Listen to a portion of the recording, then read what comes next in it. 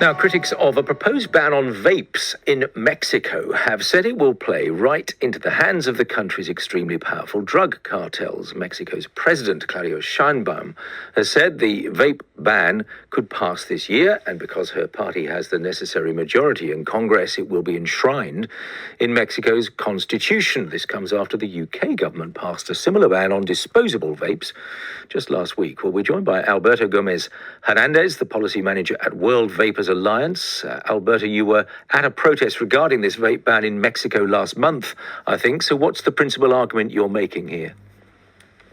Good morning, Henry. Good morning. Thank you for having me.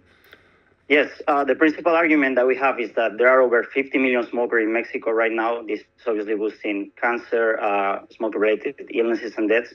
And these smokers need to have some tool available to help them quit smoking. E-cigarettes have been banned in the country in 2008. There was a decree specifically banning them and establishing penalties for violations in 2022.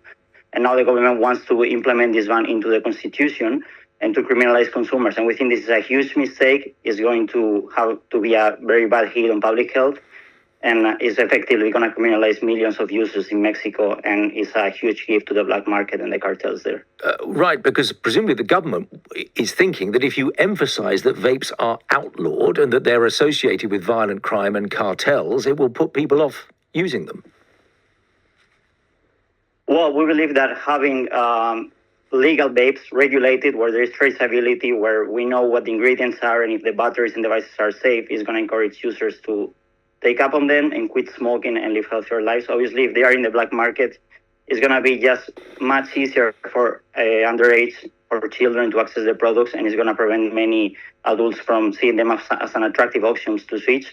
And we are already seeing this. There are kids everywhere in Mexico that are having access to vaping products, and at the same time, adults that used to use them and buy them at regular shops to quit smoking are now unable to find them legally. Or not legally, but in a safe manner, and now are going back to smoking. Okay. So, I wanted to bring my guests in to talk to you directly, maybe ask a question of you, and then obviously you can come back. Lindsay, what's on your mind when you listen to this issue? Well, I'm particularly fascinated by the idea that the leaders who want this to be established in the Constitution would ignore or cast aside the danger of letting this fall into the hands of the cartels, which I think is what you're suggesting and other stories have suggested. So you make it illegal and the fear is that they will take it up. Right, that they will sort of take ownership of it on the black market. And so I'm wondering, are there any studies in other countries even that suggest that doing something like this with a constitutional ban, that it would effectively positively impact drug trafficking and cartel oversight? Alberto, hold that thought for a moment if you would, because Dermot, come in with a thought as well, and then we can sort of try and round it all up. Yeah, I think it's a fascinating story, and Mexico often leads debates about public health. It was one of the first countries in the world to introduce a sugar tax. I'm also struck by why this ends up in a constitution. Why not pass a law? It just seems like a very rigid approach. It reminds me of prohibition in the United States, which is a textbook example of how not to govern, which, of course, was favoured by Baptists and bootleggers for very different reasons. Organised crime made an awful lot of money off this. So I'm really intrigued by why this would belong in a constitution rather than a law that might be more easily amended. Alberto, to Lindsay's point, is the government able to point to other countries, other evidence from other countries that this is the right approach? there is no evidence from other countries that this is the right approach. All the evidence we have from countries that have either banned disposables or flavors or any kind of product within the vaping market, all we have seen is that consumers are turning to the black market. We also see this happening in other Latin American countries with similar situations, such as Argentina and Brazil. And in Mexico, where the products are already banned for over a decade now, we have seen clashes among different cartels, different organized crime groups over the vape market. There have been attacks on stores.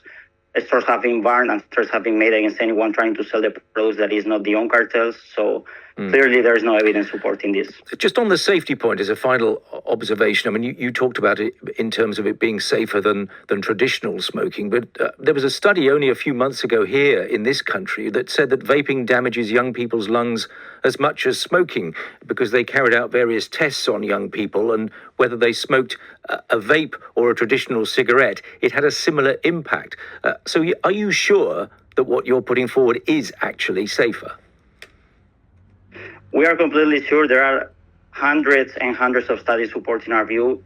The most important study is that from Public Health England, which shows that vaping has been proven to be But that's 9 years ago. Yes, but all the systematic reviews that have been made in the last decade show and point to that vapes are much safer than traditional cigarettes.